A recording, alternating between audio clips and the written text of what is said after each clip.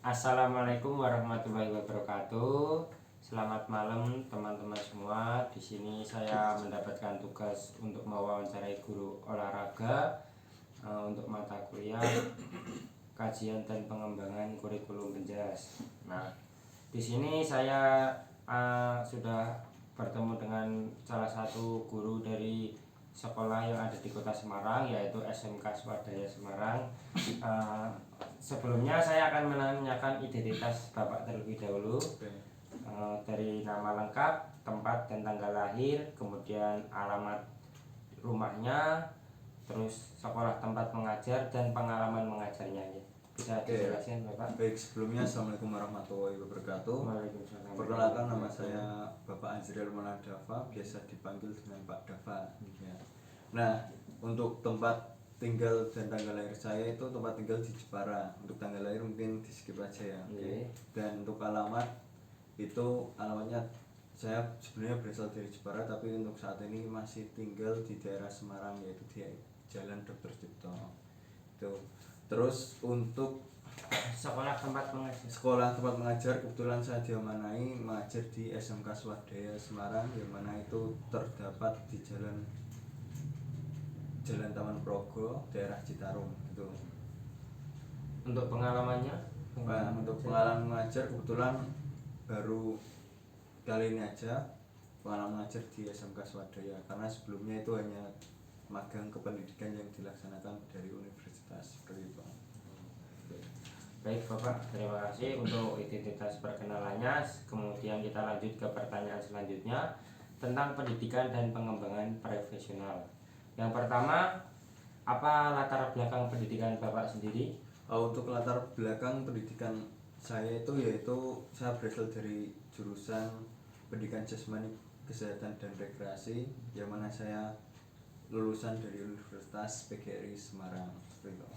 Untuk selanjutnya, apakah Bapak memiliki sertifikasi atau kualifikasi khusus dalam bidang pengajaran tertentu? Untuk saat ini saya belum memiliki sertifikasi atau kualifikasi khusus ya dalam bidang tertentu, tapi untuk saat ini saya sedang mendalami tentang bulu tangkis dan juga perfutsalan seperti itu. Mengenai bidang bulu tangkis ya, dan futsal. Betul. Oke, untuk pertanyaan selanjutnya, apakah Bapak pernah mengikuti pelatihan workshop atau meningkatkan keterampilan untuk pengajaran Bapak di sekolahan?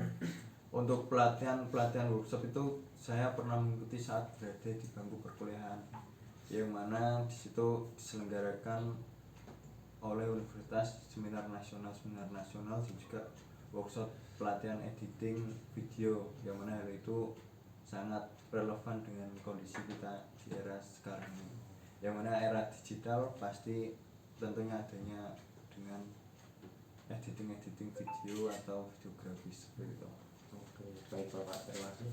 Nah, untuk kita lanjut ke pertanyaan berikutnya, yaitu ada pendekatan pengajaran. Bagaimana Bapak mendefinisikan gaya pengajaran Bapak sendiri di sekolahan? Oke, untuk gaya belajar saya di sekolah itu sebenarnya simple sih, santai tapi tetap serius. Yang mana siswa bebas berekspresi, bebas berkolaborasi satu dengan yang lainnya. Yang penting saat waktu pembelajaran ya serius-serius, waktu bercanda gitu. Jadi nggak monoton serius terus seperti itu. Apalagi Bapak kan untuk pembelajarannya di luar kelas ya, di lapangan lebih tepatnya ya. Nah, untuk pertanyaan selanjutnya, strategi yang diambil Bapak untuk diterapkan untuk setiap siswa itu memahami materi pelajaran apa? Nah, untuk strategi yang saya terapkan kepada siswa itu berbeda-beda. Ada yang pendekatannya dengan melalui ceramah jauh, siswa sudah paham. Ada juga yang harus diulang-ulang terus, ada juga yang harus diperhatikan, karena setiap kondisi siswa itu berbeda-beda, yang mana kita harus bisa menyesuaikan diri dengan kondisi siswa tersebut. Seperti itu. Iya, relevan itu. Terus yang pertanyaan selanjutnya, bagaimana Bapak menyesuaikan pendekatan pengajaran Bapak untuk siswa dengan gaya belajar yang berbeda? Nah, untuk penyesuaian dengan pendekatan gaya yang berbeda, tentunya saya sendiri menerapkan sesuai dengan kondisi lingkungan sekitar dan kelasnya. Yang mana tersebut yang penting materi saya itu tersampaikan kepada siswa tersebut. Seperti itu. Oke. Untuk pertanyaan selanjutnya kita masuk ke dalam pengelolaan kelas. Yang pertama itu bagaimana Bapak menciptakan lingkungan kelas yang mendukung pembelajaran? Oke, untuk lingkungan kelas yang mendukung pembelajaran itu supaya suasananya lebih menyenangkan tuh awalan tentu adanya ice breaking. Benar itu. Yang mana ice breaking itu sendiri merupakan titik balik atau pemicu semangatnya siswa.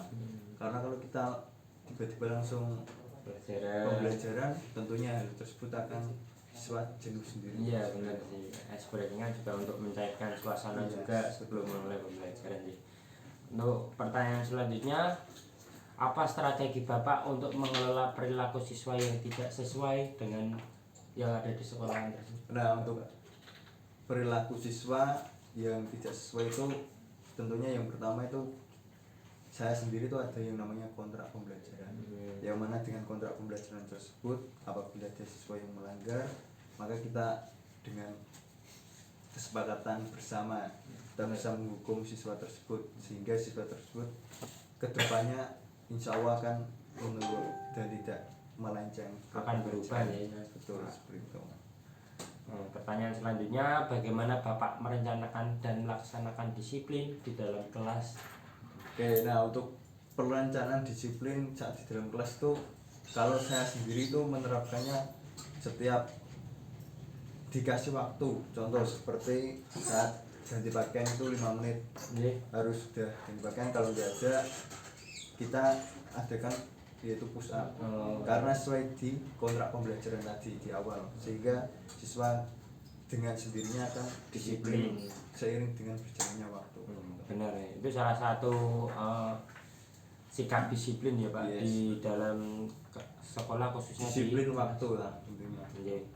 Terus untuk pertanyaan selanjutnya kita masuk ke kolaborasi dan komunikasi. Yang pertama ada pertanyaan, bagaimana Bapak berkolaborasi dengan rekan guru dan staf di sekolah Bapak? Nah, untuk kolaborasi dan apa itu? Dengan rekan guru dan staf. Nah, untuk kolaborasi sendiri untuk saat ini kolaborasinya mungkin terkait dengan penggunaan lapangan dan juga penggunaan kelas gitu sih. Seperti itu. Harus berkomunikasi ya. Yes. Untuk pertanyaan selanjutnya, apa pendekatan Bapak dalam berkomunikasi dengan orang tua siswa? Nah, pendekatan untuk komunikasi kepada orang tua siswa itu yang mana saya kebetulan ada beberapa anak yang harus adanya dengan komunikasi siswa, seperti siswa yang mungkin sedang sakit atau apa gitu, maka secara otomatis saya sendiri akan menghubungi orang tua tersebut untuk menjemput dan lain sebagainya. Seperti itu. Untuk pertanyaan selanjutnya, bagaimana Bapak menangani konflik atau tantangan komunikasi dengan orang tua atau rekan kerja? Nah, untuk tantangan apabila kita terjadi konflik terhadap rekan kerja atau orang tua, tentu kita sendiri harus pandai-pandai mengelola. Yang pertama kita harus komunikasi ke mereka, rekan kerja atau orang tua tersebut. Kemudian kita diskusikan baiknya gimana dan solusinya bagaimana, seperti yang mana harus adanya titik temu. Harus saling keterbukaan ya. Komunikasi sih lebih tepatnya. Lebih tepatnya untuk komunikasi. Terus kita masuk ke materi selanjutnya, yaitu ada penilaian dan pemantauan kemajuan siswa. Yang pertama, bagaimana Bapak menilai kemajuan siswa dalam kelas Bapak? Nah, dalam pemantauan kemajuan siswa itu tentu dengan adanya penilaian, yang mana biasanya dalam setiap pembelajaran itu terdapat 2-3 kali pertemuan. Sehingga yang pertemuan pertama itu buat kita sebagai menerangkan, terus pertemuan kedua sebagai penilaian, dan pertemuan ketiga itu sebagai ibaratnya remedial atau pengayaan, seperti itu, perbaikan lah. Sehingga kita bisa memantau secara bertahap perkembangan siswa tersebut. Terus pertanyaan selanjutnya, apa tindakan Bapak jika siswa mengalami kesulitan dalam pembelajaran? Nah, dalam hal tersebut sebelum saya menutup materi tentu saya pasti akan berkomunikasi kepada siswa, bertanya apakah ada yang belum paham atau tidak. Sehingga kalau misalnya ada siswa yang bertanya, maka saya pasti akan menjawab. Tapi kalau tidak ada siswa yang bertanya, saya akan menjelaskan lagi, tapi langsung ke inti-intinya aja, ke poin-poin yang Bapak jelaskan. Berarti di akhir-akhir saat evaluasi ditekankan lagi ya, saat evaluasi. Mau itu ada yang bertanya atau tidak, pasti kan mungkin ada siswa yang mungkin malu untuk bertanya gitu, atau takut untuk bertanya. Terus pertanyaan selanjutnya, bagaimana Bapak melibatkan siswa dalam proses penilaian dan pemantauan kemajuan siswa tersebut? Nah, untuk melibatkan siswa tersebut itu biasanya Bapak ada yang namanya itu saat Bapak menerangkan itu ada beberapa siswa yang saya kasih kertas supaya siswa tersebut itu menilai sikap siswa tersebut, siswa temannya gitu, supaya siswa itu bisa menilai apakah siswa tersebut itu melihat dan mendengarkan dengan seksama atau siswa tersebut itu malah seenaknya sendiri atau gerecek lah sehingga tersebut menjadi kolaborasi penilaian terhadap sikap siswa dalam pembelajaran. Berarti satu sama lain sih saling menilai. Betul. Oke, untuk materi selanjutnya itu ada keterlibatan komunitas. Yang pertama pertanyaannya, apakah Bapak terlibat dalam kegiatan ekstrakurikuler atau mungkin kegiatan di luar jam sekolah? Nah, untuk kebetulan saya terlibat dalam kegiatan ekstrakurikuler yang mana saya menjadi pembina ekstra futsal. Yang setiap hari Selasa itu saya selalu melatih anak-anak saat melakukan latihan ekstra futsal gitu. Jadi kegiatan ekstranya itu sih menjadi futsal ya, lebih tepatnya ya. Terus pertanyaan selanjutnya, bagaimana Bapak berkontribusi pada komunitas dalam organisasi profesi dan masyarakat? Nah, untuk berkontribusi itu kebetulan saya terlibat dalam komunitas profesi yang mana adanya organisasi O2G, MGMP, yang itu perkumpulan guru-guru PJOK SMK se-Kota Semarang. Nah, jadi saya terlibat di dalam lingkungan tersebut. Banyak sekali nih berarti guru-guru yang masuk di dalam organisasi profesi tersebut ya. Terus kita masuk ke materi selanjutnya, yaitu ada inovasi dalam pengajaran. Untuk pertanyaannya, bagaimana Bapak mengintegrasikan teknologi dalam pengajaran Bapak di kelas atau di luar kelas mungkin? Nah, untuk mengimplementasikan teknologi itu saya kadang kan untuk olahraga itu enggak serta merta atau melulu di lapangan, yang mana ada pembelajaran materi yang di dalam kelas. Nah, untuk teknologi biasanya saya menggunakan dengan PPT, PowerPoint seperti itu, yang mana adanya proyektor sebagai alat penunjang tersebut. Teknologinya mungkin bisa menampilkan video pembelajaran gitu juga ya. Terus untuk pertanyaan selanjutnya, apakah Bapak memiliki ide atau pembelajaran berbasis proyek atau proyek inovatif yang telah Bapak terapkan di dalam kelas? Nah, untuk inovasi atau proyek pembelajaran berbasis proyek ya. Nah, itu biasanya saya ada yang namanya pembuatan kelompok, yang mana kelompok tersebut saya kasih beberapa materi atau poin-poin yang harus mereka bahas, sehingga hal tersebut mereka akan berdiskusi pada proyek tersebut, yang mana nantinya akan dipresentasikan di minggu berikutnya seperti itu. Itu sangat berpengaruh ya, pembelajaran berbasis proyek untuk siswa-siswa itu. Oke, kita masuk ke materi selanjutnya, yaitu pemahaman tentang kurikulum merdeka.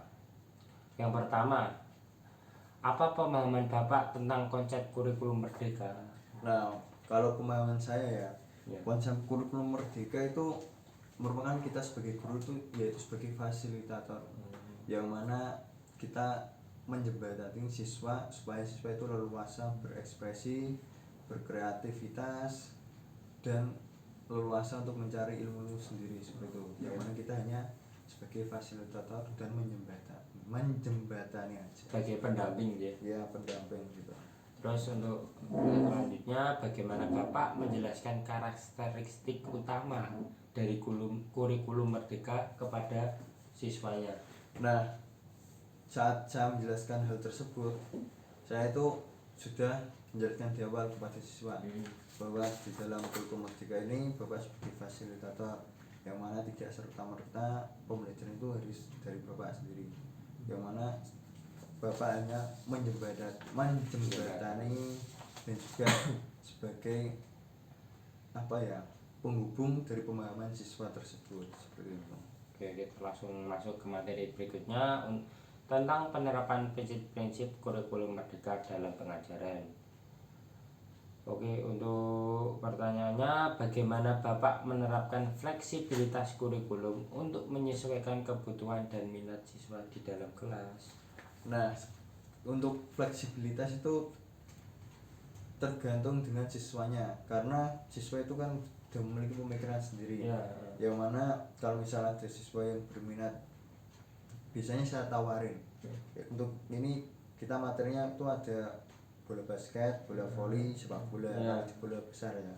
Nah, Bapak tawarin mau mana dulu yang kita bahas, sehingga siswa tersebut yang memilih, entah itu mau basket dulu atau voli dulu, bebas. Yang penting Bapak sebagai fasilitator, yaitu mendampingi siswa untuk belajar, seperti itu. Oke, kita masuk ke materi selanjutnya, yaitu ada penggunaan sumber belajar berbasis teknologi. Ini kita masuk ke teknologi. Untuk pertanyaannya, bagaimana Bapak mengintegrasikan teknologi dalam proses pengajaran Bapak sesuai dengan prinsip kurikulum Merdeka? Nah, untuk integrasi terkait teknologi yang seperti saya jelaskan tadi ya, saya itu menerapkan saat menjelaskan materi itu menggunakan PPT, yang mana di dalam PPT tersebut ada gambar, yaitu visual, terus ada video yang ada visual dan juga audio grafisnya, seperti itu. Berarti ini termasuk digital atau platform yang sering digunakan itu PPT, terus video pembelajaran. Video pembelajaran. Oke, kita masuk ke materi berikutnya, yaitu penilaian formatif dan proses evaluasi. Untuk pertanyaannya, apakah Bapak menggunakan metode penilaian formatif dalam mendukung kurikulum Merdeka?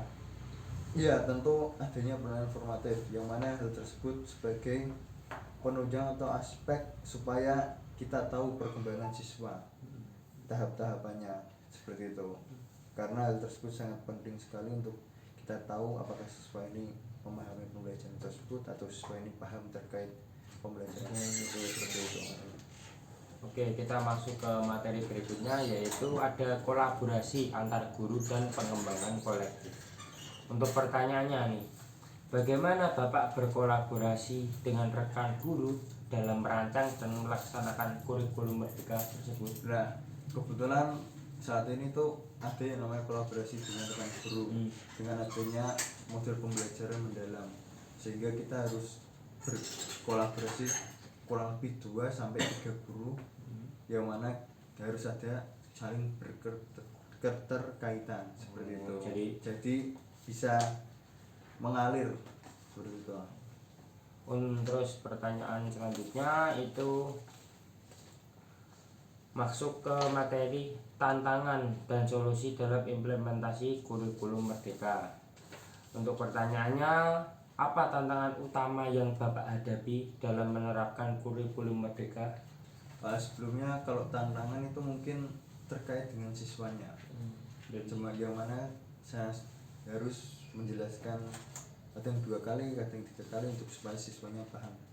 Berarti harus benar-benar detail, sabar ya untuk menghadapi siswa-siswi yang ikut di sekolah. Oke, untuk materi selanjutnya itu ada partisipasi siswa dan pengembangan karakter. Untuk pertanyaannya, bagaimana Bapak mendorong partisipasi aktif siswa dalam proses pembelajaran sesuai dengan semangat kurikulum Merdeka? Nah, biasanya kalau mendorong semangat atau partisipasi siswa itu biasanya saya adanya yaitu reward untuk siswa, sehingga siswa pasti akan berlomba-lomba untuk semangat dan belajar mendapatkan reward tersebut, sehingga siswa tersebut akan paham dan tahu terkait materi yang saya sampaikan seperti itu. Terus untuk pertanyaan selanjutnya, bagaimana Bapak mendukung pengembangan karakter siswa melalui P5 selama pembelajaran ini? Nah, untuk mendukung pengembangan karakter siswa itu saya sebagai fasilitator itu membebaskan siswa berkreativitas yang mana sesuai dengan pemikiran, pemahaman, dan apa yang mereka tahu gitu, sehingga yang mana kalau misalnya ada siswa yang melenceng mungkin saya bisa membenarkan gitu, sehingga kita bisa berdiskusi terkait dengan proyek-proyek atau kreativitas siswa yang mereka pahami. P5 ya, itu sangat penting itu P5. Nah, terus untuk materi selanjutnya itu ada yang terakhir ini, keterlibatan orang tua dalam kurikulum Merdeka. Untuk pertanyaannya nih, bagaimana Bapak melibatkan orang tua dalam mendukung implementasi kurikulum Merdeka? Nah, untuk biasanya terkait dengan keterlibatan orang tua itu saat adanya implementasi kurikulum Merdeka dengan adanya komunikasi dengan orang tua. Apabila dalam proses pembuatan kreativitas siswa tersebut atau karya siswa tersebut adanya bahan-bahan, maka kita komunikasikan ke orang tua apakah orang tua sanggup atau tidak. Kalau misal tidak, ya kita kasih solusi yang lain gitu. Jadi tidak serta-merta kita harus beli terkait bahan-bahan tersebut. Terus untuk pertanyaan terakhir ini, apakah Bapak memiliki strategi khusus dalam berkomunikasi dengan orang tua siswa tentang perkembangan anak-anak mereka? Nah, untuk komunikasi atau strategi khusus untuk berkomunikasi ke orang tua siswa itu biasanya yang pertama yaitu melalui, karena di zaman sekarang kan pasti orang tua pada punya handphone dan adanya WhatsApp, maka saya chat terlebih dahulu apakah orang tua tersebut bisa dihubungi atau enggak.